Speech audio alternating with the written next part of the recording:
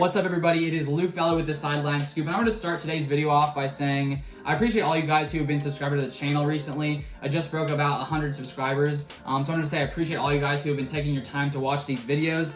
I started this channel about 3 or so months ago, putting out about 4 or 5 videos a week, so it's cool to see some people starting to follow along. So just wanted to say, thank you guys, I really appreciate it. All right, guys, so today I'm going to break down basically why I believe this Packers rushing attack could be one of the best in the NFL in this upcoming season. And so if we take a look at sort of where the Packers were last year, sort of where they finished when it came to rushing statistics, they were 13th in total carries, 15th in total rushing yards with 1,795, and 16th in yards per attempt at 4.4. So all those stats sort of show we were sort of middle of the road. Like, we weren't the best, we weren't the worst. We were just sort of middle of the road when it came to, our rushing statistics.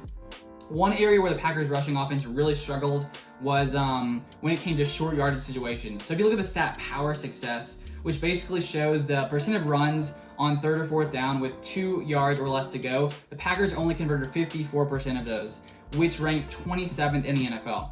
So we were sort of close to last when it came to short yardage situations. In one area where I think the Packers rushing attack will improve this season is in short situations. Considering we brought in Dillon, of course, a massive guy, as I've talked about in previous videos, I really think he can come in and really allow this Packers offense to convert on those short yardage situations. He's just like a bowling ball. He can plow people over. And I really think that is going to be, in addition to this Packers rushing attack, it will really be beneficial when it comes to 2020.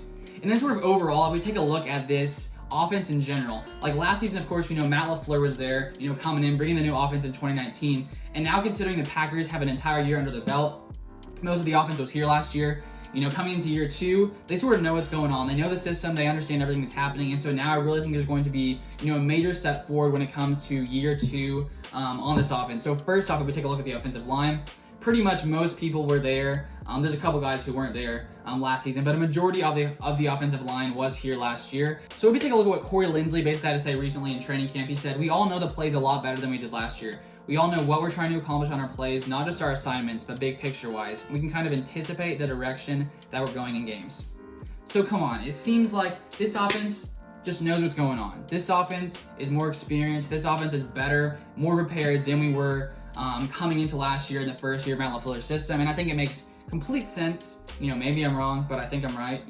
Let me know what you guys think down below. But I really think that this offense coming into year 2, there's no question I think it will take a step forward considering, we have more experience. Whenever you get more experience in some kind of thing, you've been doing it for a year, the next year you're probably going to be much better than you were in the first year. I think it's just sort of like common sense. But, maybe I'm wrong, but we'll sort of have to see this season. But that's sort of the first thing I want to touch on. The second thing I want to touch on when it comes to sort of why I think this Packers rushing attack can be so much better is sort of the versatility of these running backs.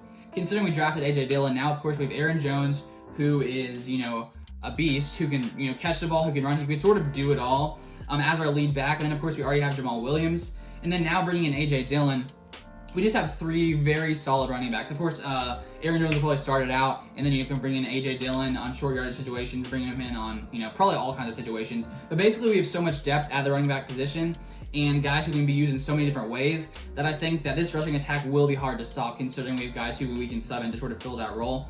And the running backs coach sort of was talking about recently how, Matt LaFleur hasn't really had to comment as much sort of about, sort of what they've been working on in training camp for the running backs. And it seems that, they sort of have grasped things pretty well considering, being in year 2, coming into year 2 of this system. And then if we take a look at one last quote from offensive line coach Adam Stenavich, I wanted to sort of focus on this because it sort of shows the Packers' progression when it comes to, 2020. He said, "Now that framework has been implemented and the guys know what's expected, things have come along faster, obviously faster than they did last year. So that's good because we have less practices and all that, so we need to be on it. But yeah, I'm excited about where we are right now and what we can do up front."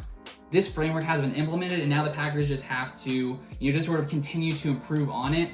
And so honestly, those are the few factors that I really think will lead this Packers rushing attack to be much better than most people might expect. I really think they're going to continue to take a step forward, not only from the offensive line standpoint, but from the running back standpoint as well. And I really think this running back